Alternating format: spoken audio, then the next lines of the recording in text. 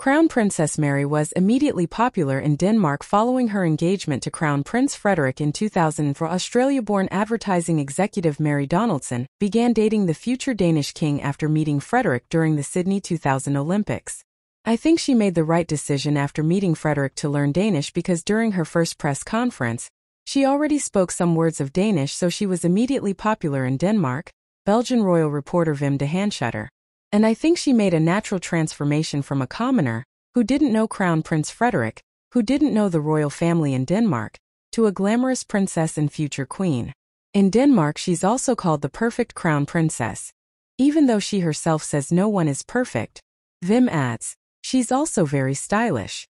She's appreciated for her great efforts against bullying, domestic violence and social exclusions. She stands up for women's rights and the LGBTQ+ community. She also knows what people expect from a royal. That's how she's adapted to the role. The Crown Princess launched Mary Fondant in 2007 to improve the lives of vulnerable women and children. She reflected on the foundation's work over the past year in a moving blog post ahead of the festive season. Mary shared some highlights for her foundation, including the launch of its program Lift at the beginning of the year, which aims to tackle loneliness among young people. Another new initiative was Sammen Uden Vold, Together Without Violence, which aims to detect domestic violence in families with young children and offer them help. The similarities between the Danish Crown Princess and the Princess of Wales have often been noted. Wim says, I understand that the British media compare the Princess of Wales with Crown Princess Mary because they look alike. Fashion designer Karl Lagerfeld was right when he remarked many years ago that Kate is like a younger sister to Mary. Their lives are also a little bit similar. They were both commoners who married princes and both became very popular within each royal family.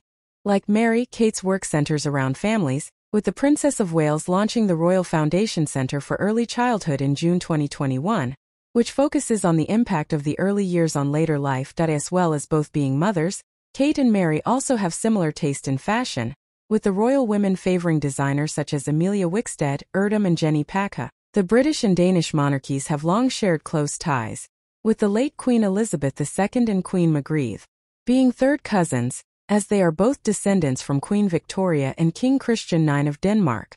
Wim, who interviewed Queen Margrethe in 2017, said that her abdication came as a big surprise for Danish people. On New Year's Eve, I spoke with Danish friends and they tell me that they were in shock because Queen Margrethe is very popular in Denmark. 80% of the population supports her. And they also refer to her not as the Queen, but her nickname Daisy.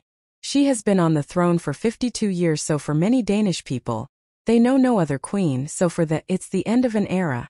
Reflecting on his interview with the Danish Queen 7 years ago, Wim tells Hello. I was very surprised by the announcement of her abdication. I interviewed Queen Margrethe in 2017 and I asked her about voluntary abdication because we've had several in Europe, in the Netherlands where it's tradition, and in my country Belgium and also in Spain. She gave the predictable answer at that time. She told me in this country we haven't gone in for that way of handing over. It's always been you stay for as long as you live, and that's the way I see it too. At that moment I didn't think it was a special answer because it was in line with expectations.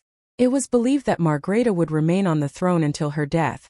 Health reasons have been cited as one of the main reasons for Margrethe's decision to abdicate, with the monarch outlining in her New Year's address. In February this year I underwent extensive back surgery. It went well, thanks to the skilled healthcare staff who took care of me. Of course, the operation also gave rise to thinking about the future, whether the time had come to leave the responsibility to the next generation.